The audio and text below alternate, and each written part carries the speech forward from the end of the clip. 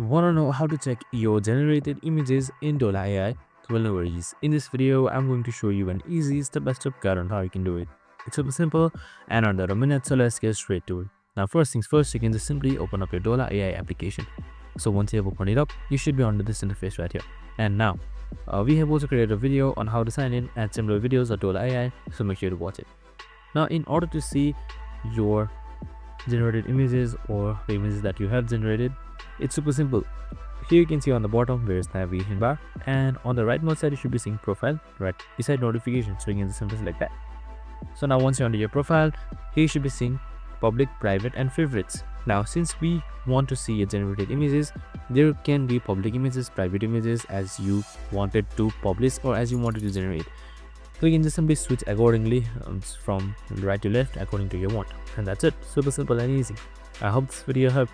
If it did, make sure to like, subscribe and tune in with us for more of these videos. See you in the next one.